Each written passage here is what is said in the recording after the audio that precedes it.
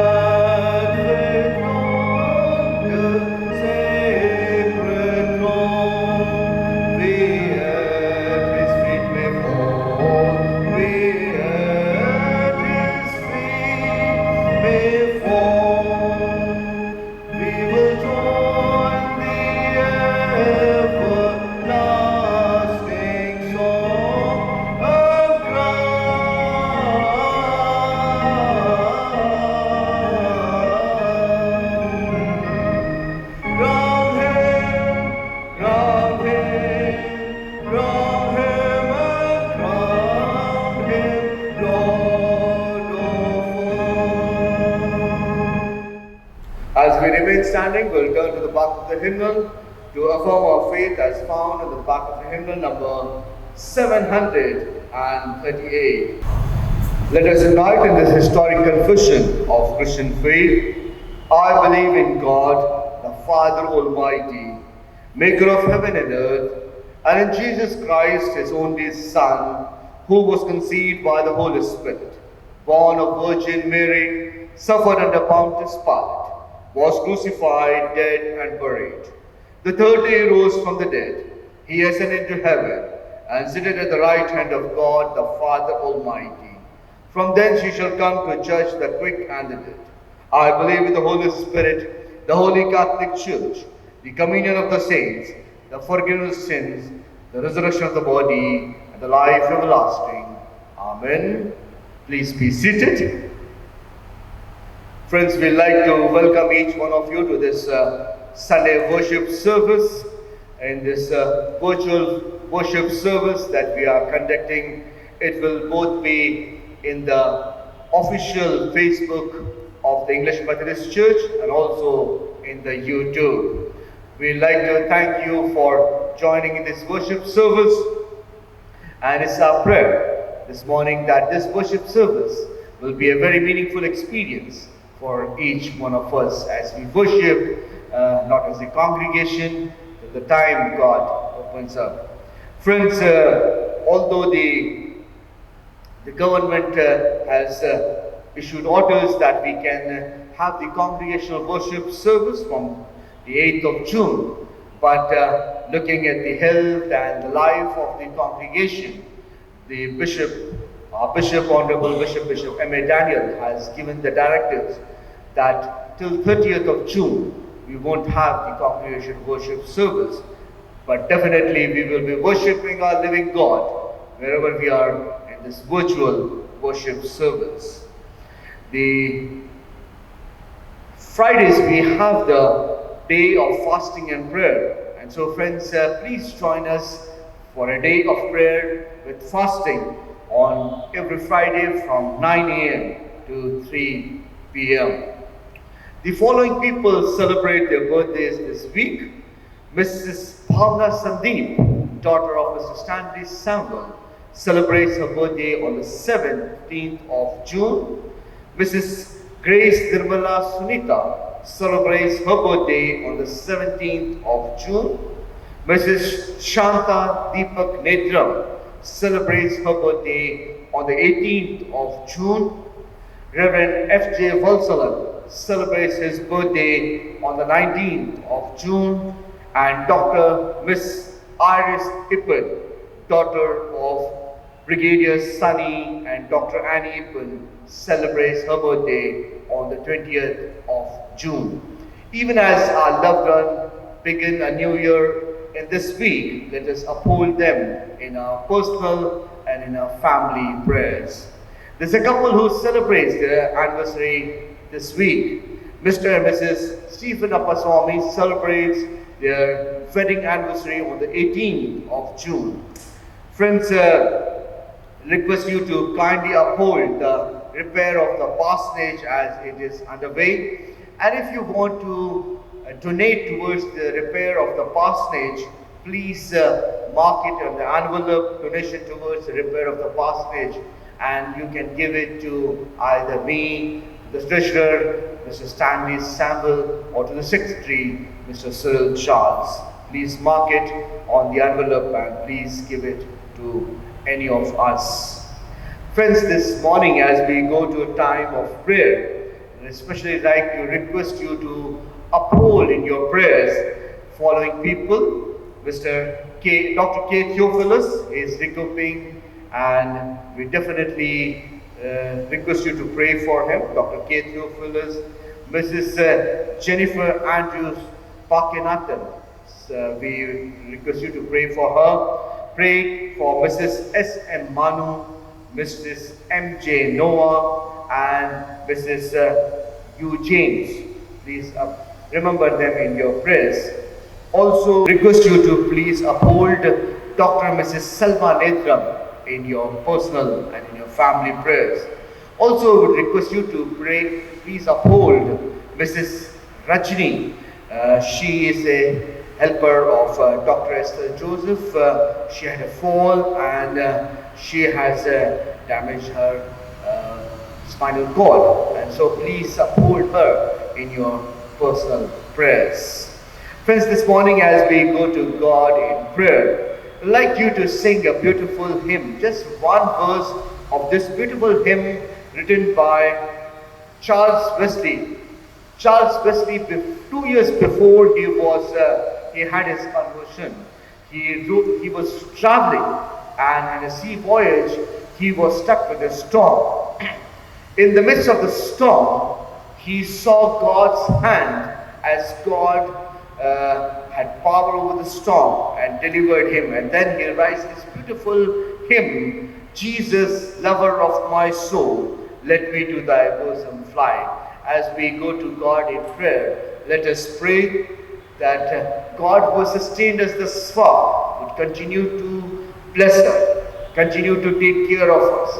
God, in this backdrop of COVID-19 pandemic, would intervene and bring everything to normalcy. Let us go to God in prayer. We'll sing only one verse of hymn 126, Jesus, lover of my soul.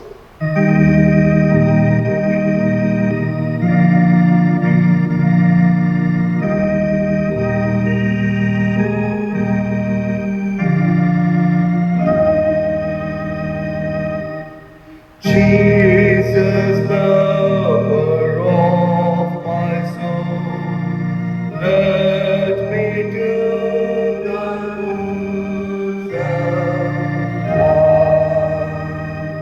While the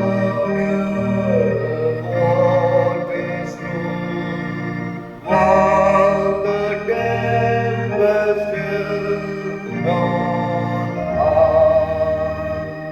Hide me, O my Savior, hide, till the storm of life is past. Safe into the heavens sky, oh, receive my soul at last. Let us pray. Most gracious, living and loving Heavenly Father, we come into your presence, O God, for who you are. For you are the King of kings, the Lord of lords, the only sovereign living God. We praise you, we worship you, O God, for you are our Creator, God who created everything so beautifully. And gracious God, we want to thank you, O God, even as your word says, you created human in your own image and likeness. And this morning we praise you, O God. We worship you, O God, when we look around ourselves and as we behold the beautiful creation. We want to thank you, God, that you have created everything so beautifully. We thank you, God, that you created human in your own image and likeness and given us the command not just to subdue and have dominion over it, but also to be to take care of each and every creation that you have blessed us with. We thank you, God, that even when human erred and fell into the pit of sin, your love did not recede, but in your agape love, O God, you commanded and blessed human and gave us this wonderful gift of Jesus Christ and gave us a life in everlasting, in eternity in Jesus Christ. We praise you, God, we worship you, Master, that you have given us abundance of life in Jesus Christ. Gracious God, this morning, even as we worship you, we want to thank you, O God, for being with us throughout the past week.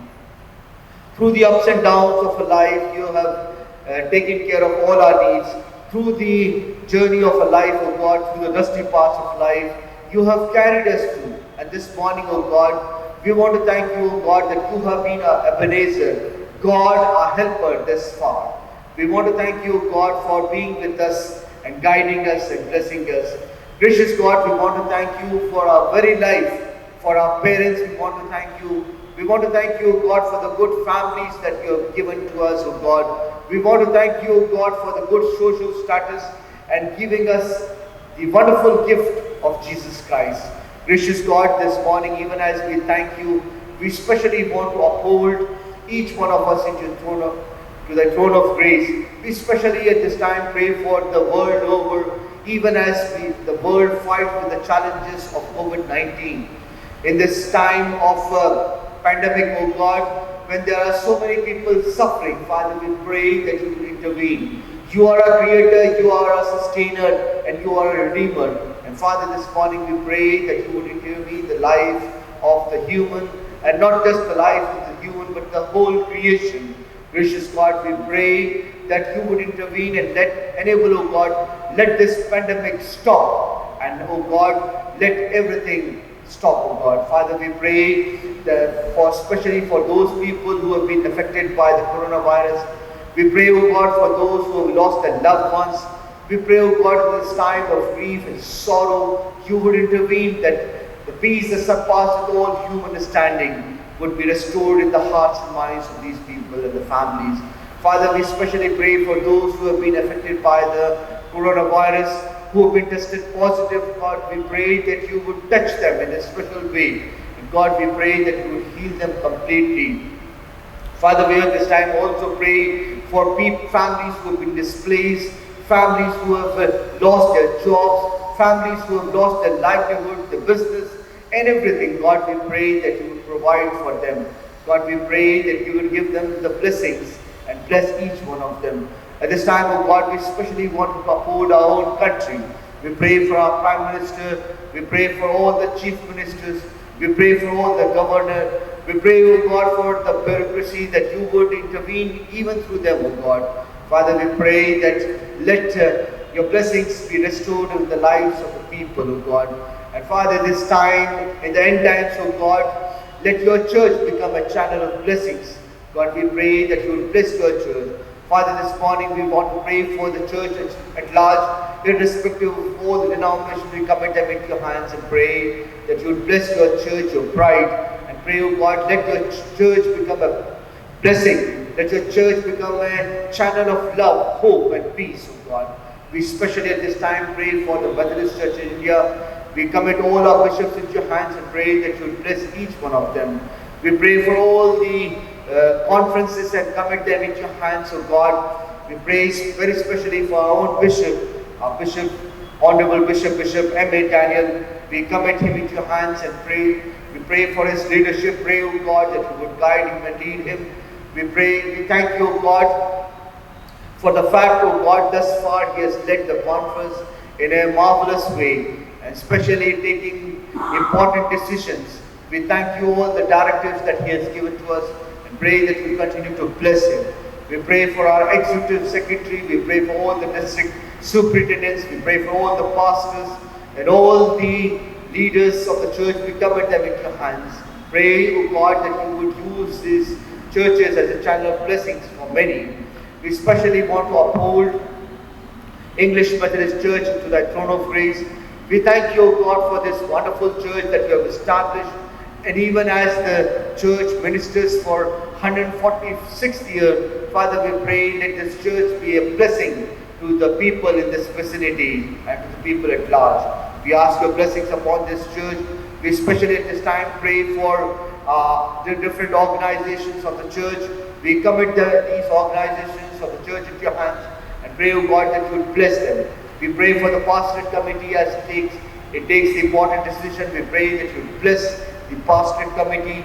We pray for WCS, we pray for Methodist Men, Empire, and all the organizations of the church. We especially pray for the Sunday school, even as we are not being able to congregate. We pray, O God, wherever they are, we pray that they will be sound and safe under your care, and you will continue to edify them, nurture them, that they may grow stronger in you. Father, this time we especially pray for those of our church members who are sick. We pray for Dr. K. Theophilus. We ask for blessings upon him.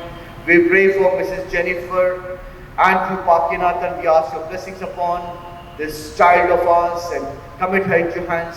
We pray for Mrs. S.M. Manu.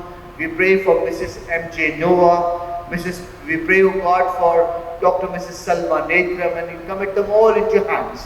We even pray, O God, for Mrs. Rajni and pray, O God, that you would touch each one of them and heal them completely. We especially pray, O God, for those of our loved ones who are celebrating their birthday this week, for Mrs. Bhavna. We want to pray for Mrs. Grace. We want to pray for Mrs. Shanta Deepak Netram. And we especially want to uphold Reverend F.J. Valsalan and Dr. Ms. Arya Sipin. We thank you, O God, for being with each and every one of them throughout the past year, through the ups and downs of their life. We thank you, O God, for safeguarding each and every one of them.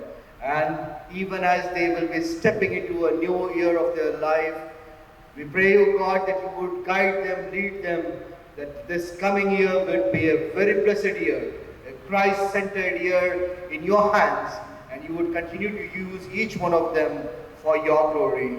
We thank you, O God, for very especially for Mr. and Mrs. Stephen Appaswamy, even as they will be celebrating their wedding anniversary in this week. We thank you, O God, for being with this couple throughout the past year, for they have been such a big blessing to the church. And Father, we pray that even as they step into another year of their married life, pray, O God, that you would find them in the very strong cause of your love, that they will continue to be a blessing in the churches wherever they are. We pray, commit them into your hands and pray that you would bless each one of us. This morning, O God, we also pray for those of our loved ones who will be writing their exams or preparing for exams. We commit them all into your hands. And gracious God, especially in this time of COVID-19, in the time of lockdown, where it is quite possible that a human can go into a time of depression. Father, we pray that you would be with each one of them. We pray that you would bless them and continue to use them. Gracious God, we want to thank you for this worship service. And this morning, even as we wait upon you, it's our prayer that you would speak to each one of us, even as we go to the breaking of your word. We pray that you would speak to your people, even through your servant. And pray that you would bless each one of us.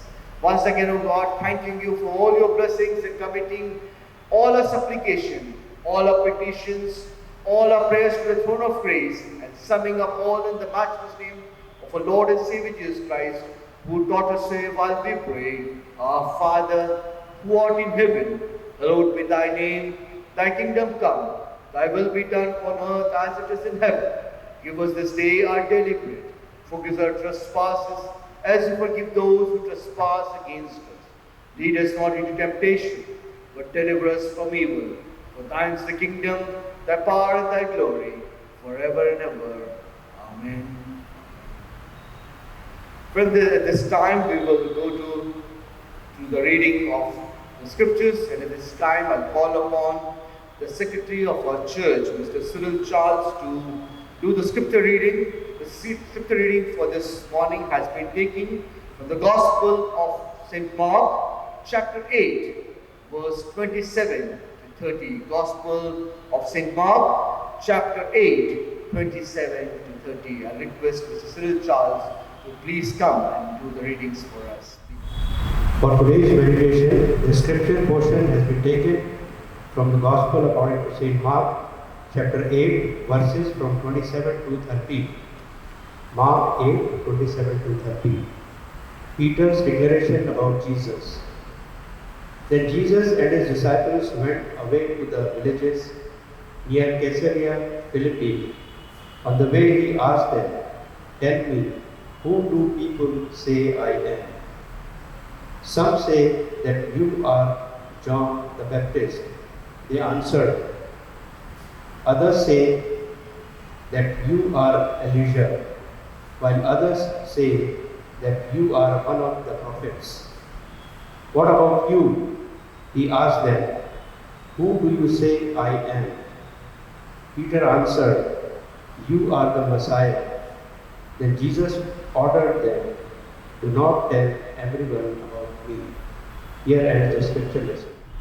Gospel of St. Mark, chapter 8, verse 29, it says, And then he said to them, But who do you say I am?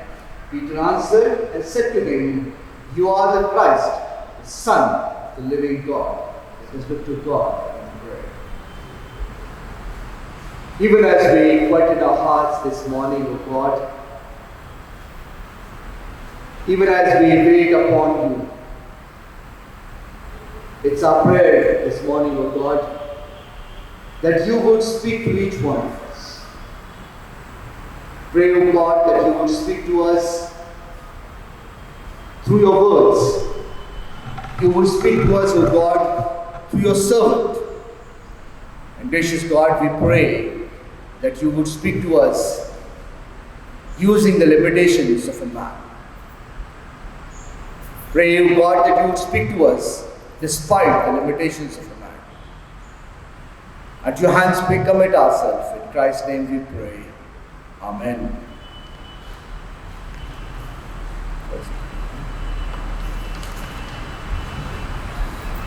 One of the most famous personalities of this world has been Jesus Christ. And it is believed that Jesus Christ did not write any books, neither did he write any article or anything about himself. But thousands and thousands of books have been written about him. Volumes of books have been written upon the teachings of Jesus Christ. Different theologies, different philosophies have been coined based on the teachings of Jesus Christ. And so people have called Jesus with different names as per their understanding or their interaction of Jesus Christ. Mahatma Gandhi once said very beautifully, he said, Jesus Christ is the greatest teacher the mankind ever had. The Muslims would call him the Rasul Allah, the Prophet of Allah. They would also say he is the Mahdi before the Qiyamah that he would come. And so people have called him by different names. Some people who have experienced his miracle would call him the greatest miracle worker ever lived on the face of this earth. Some would call him the greatest exorcist because he was able to bring out demons from people's life. Then people would call him a reformer. People would call him the nationalist. Some would call him a revolutionist. But this problem always existed even at the time of Jesus Christ. This was not something uncommon. And so when Jesus was almost at the end of his ministry, he asked his disciple, what do people call me? Or what is the impression that they have? And what is they think about me? For those people who had seen Jesus or experienced his miracle, they called him the greatest miracle worker. Some called him the prophet, and some called him the Messiah, the long-awaited Messiah that was about to come. And some also called Jesus in the prophet in the lineage of King David. And so as we come to this passage, we find Jesus asking a very important question to his disciples and talking about the people, what the impression they had. Now as we come to, if you have your Bibles, please turn with me to Gospel of Mark chapter 8, verse 27 to verse 30. Jesus and his disciples had come to the city of Caesarea Philippi, a very important city at that time, but it was a very religious city, a high religious city, to the fact that each and every hill had a god or goddesses named for him. And so there were shrines for different gods and goddesses. There were shrines for the sun god, the Roman god, sun god. There was a shrine for the sun god. There was a deity or a temple for the Baal goddess, and there was a goddess of fertility cult. And there was each and every hill had a temple or a shrine for a different gods. And so in this context, Jesus asked his disciple, what do people have the impression of me, or what do people say I am? Or in other words, what is their impression about me? And so, in this context, we find two important names that come forth. The first name is the name of Prophet Elijah. If you have your Bibles, please turn with me to the First Kings, the book of First Kings, and you will find the mention of Prophet Elijah. Prophet Elijah was one of the most towering personalities of the Old Testament. Towering personalities of the Old Testament. A dramatic prophet, a prophet who was willing to challenge the king Ahab and also the prophets of Baal, and a prophet well known for dramatic events. And so we find him very much in this context. But nothing is known about his parentage. There are many things that Prophet Elijah is known of. First thing, if you have your Bibles, please turn with me to the first book of Kings, chapter 17, verse 1. In this verse, Elijah announces a prolonged drought, and he says there will not be rain for 3 years. And we find that Prophet Elijah was able to stop rain for at least 3 years. Then second, we find Prophet Elijah had the power to multiply food. If you have Bible, again turn with me to 1 Kings chapter 17, verse 14.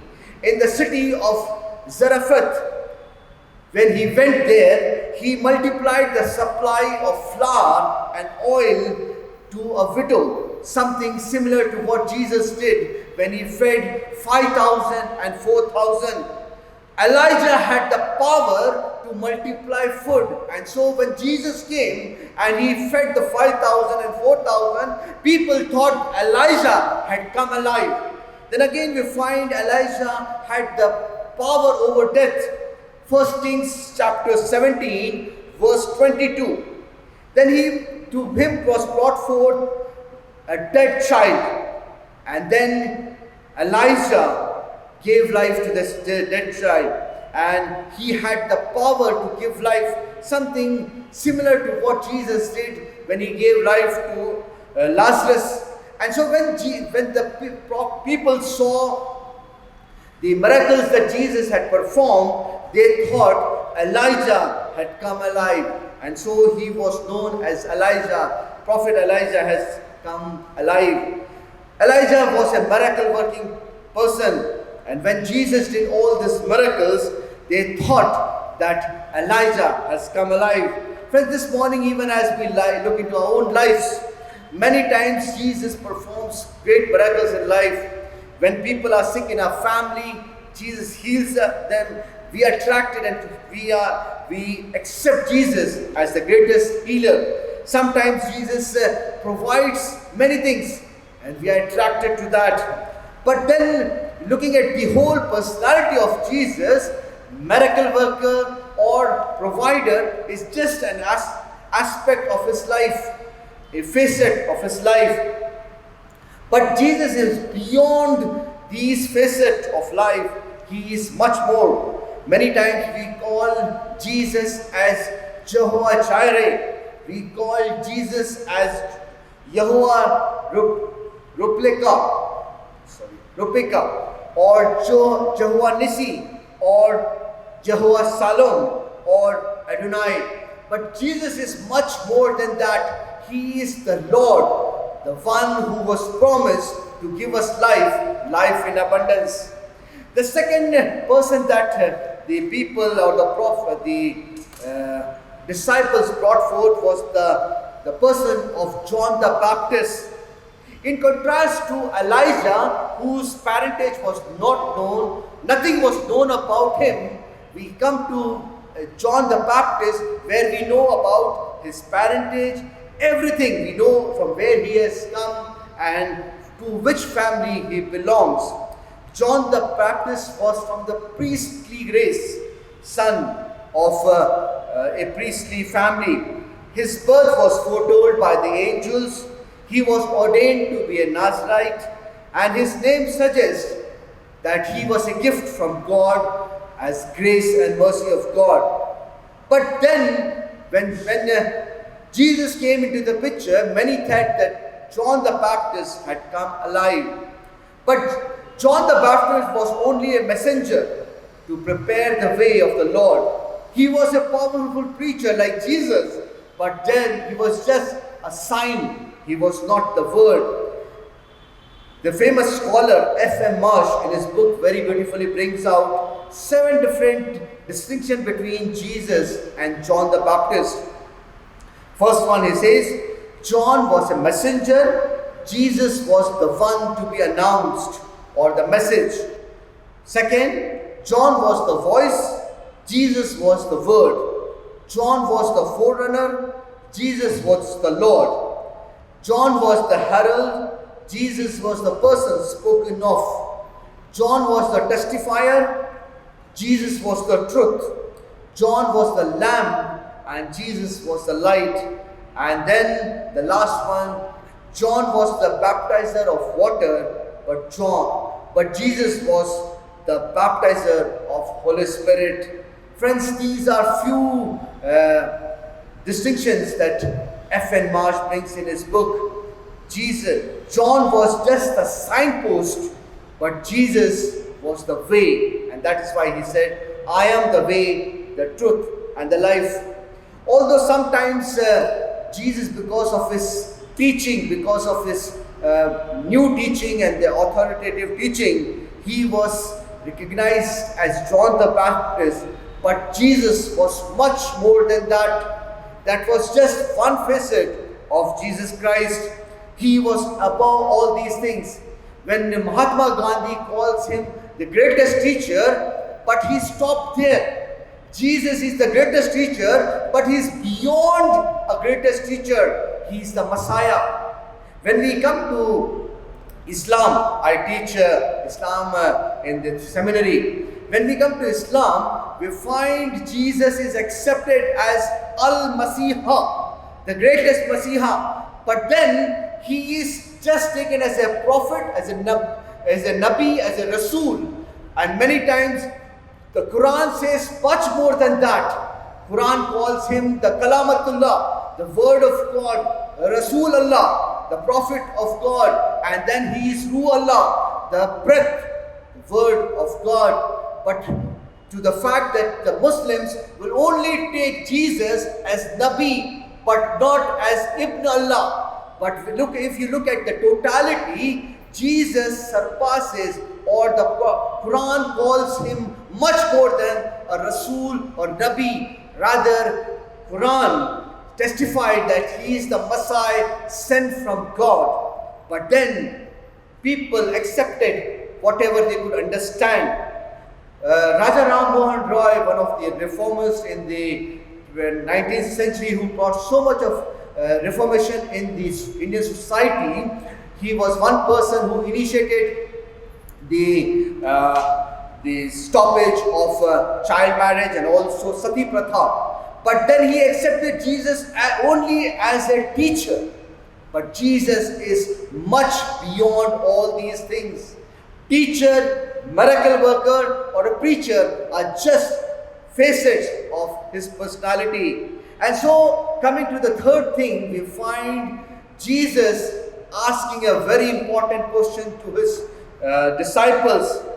Jesus had come to the last of his teaching, to the end of his tenure, and he wanted to know before he goes to the Golgotha, to the cross of Calvary, he wanted the disciples as what they have heard. And so he asked them a beautiful question. What about verse 29? He says, then he said to them, but what about you? Who do you say I am? Very important question, and a question that was very important for the disciples and for Jesus even before he goes to the cross of Calvary. And then to them, the spokesman of the group, Peter says, you are Messiah, you are the Son of living God. In the Matthew version it says, you are Messiah, the Son of the living God. Su ho Christos, huatao Dios. That means You are the Christ, the, the Messiah who was long awaited, who was to come to not just redeem the humanity, but to redeem the whole creation. And you are the Christos, you are the Son of the living God. And so in Arabic version it says, you are Ibn Allah, the Son of God. And so friends, this morning, that becomes the greatest confession. When Peter says, you are the Messiah, the promised Messiah predicted of old, what Peter was giving the greatest confession, that you are not just a miracle worker, you are not just a teacher, you are not just an exorcist, but you are the Lord, the Adonai of each one of us. Friends, this morning, even as we evaluate this passage, there is an important thing that it is applicable for each one of us. We have been Christians for many years. We have known Christ in many ways. Maybe we came to Christianity because God performed an important miracle in our life. Or maybe because of His teaching we have come to Him. But today it is very important who Jesus means to us. And so this question is very important and apt for each one of us.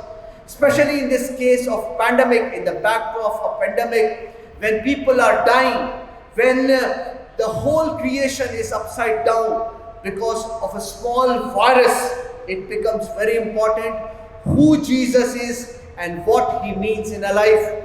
Sometimes, friends, we do not have to answer this question. Our thinking, our thought, our philosophy of life will tell us what Jesus means to us, or where we have kept. The priorities of life will tell us what Jesus holds in our life, or what place we have given to Him. When I was teaching in London, in the seminary, many young students would come, and the first thing that I would ask them would be, what Jesus, or what is Jesus in your life? Or in other words, what do you want to become in this thing? Many would say that I would like to become a great scholar, I would like to become a great academician. But then I would always say that you can learn many languages, you can learn many versions of the Bible, you can be a great theologian, but unless you confess that Jesus is the Lord, you cannot become a Christian. And for that, you have to take Jesus as the Lord and Savior, the Master of your life. Friends, this morning as we look in the backdrop of Corona, there is fear factor all around. There is phobia all around. But then, if we have Jesus, we do not have to worry. Life is just a transitory phase, but there is eternity, life after death, which will decide where we go. And this morning, as we meditate upon these words, let us accept that Jesus is the Lord, and let us enable Him to take the main place in our life. Let us enable Him to take the place so that He can guide us and lead us. At this time, as we bow our heads, let us pray that God would become the master of our life. God would become the Christ, the Messiah of our life, and He will lead us and guide us. Let us surrender our lives into your hands. Let us pray. Gracious Heavenly Father, we commit ourselves into your hands. And even as your word says, O God, we pray that enable us, O God, that we may be people who would accept Jesus Christ as the Lord, Adonai of our lives. He will be the person who will be guiding, leading, and the master of our life. Father, we commit ourselves into your hands. Pray that you will bless each one of us. In Christ's name we pray. Amen. Friends, in response to what we have heard at this time, we'll all rise up and sing a beautiful hymn found in the Methodist hymnal number 87. This hymn was written by Lydia Bustos, and she wrote this hymn despite the fact that she was always bedridden, but she always would say, "The joy of the Lord leads me," and she would say, "Take the name of Jesus with you, child of sorrow and woe." And that name will bring so much of joy. And this response to what we have heard, shall we at this time rise and sing hymn number 87.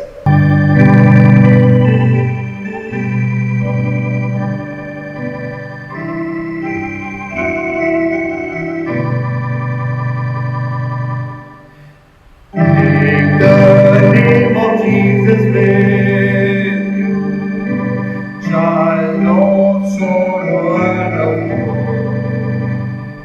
It will joy and comfort give you. Take it wherever you go. Precious name, oh how sweet, hope of earth and joy of heaven. Precious name, oh how sweet, hope of earth and joy of heaven. Take the name of Jesus ever as a shield from every snare. If temptation round you gather, great that holy name in prayer. Precious name, oh how sweet, hope of earth and joy of heaven. Precious name, oh how sweet, hope of earth and joy of heaven. At the name of Jesus, bowing, falling, prostrate at His feet. King of kings and heaven coming, let our journeys complete. Precious name, oh how sweet, hope of earth and joy of heaven. Precious name, oh how sweet, hope of earth and joy of heaven.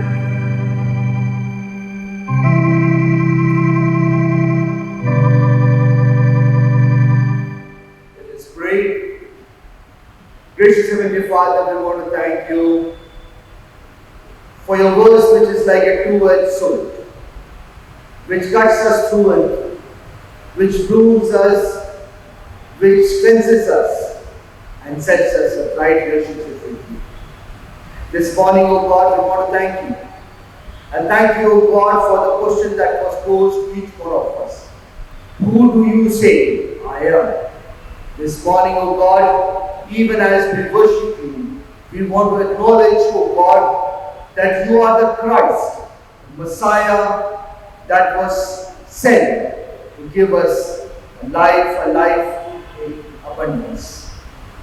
Gracious God, we want to thank you. And God, we commit each one of us. Once again, O God, we want to pray for all those who have joined in this worship service. We pray, O God, that you will bless each one of us. Wherever we are, O God, whatever we are doing, let your presence and your protection surround each one of us. And pray, O God, that you will guide each one of us. At your hands we commit each one of us. In Christ's name we pray. Amen. Friends, in closing, shall we all receive the benediction. The Lord bless you and keep you. The Lord make his face to shine upon you and be gracious unto you. The Lord lift up his countenance and give you his peace. And now, may the grace of the Lord Jesus Christ, the blessings of God, the Father, the Son, and the Holy Spirit rest and abide with each one of us, both now and forever. Amen. Amen.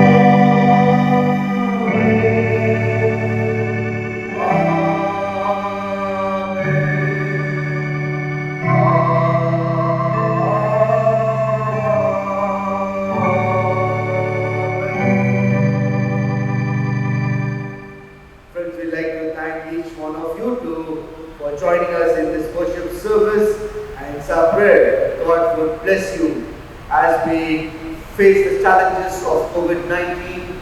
It's our prayer that God will keep us sound and safe. We'd like to thank each one of you for enhancing this worship service, and especially the team that worked behind the curtain so that we could have a very enhanced worship service.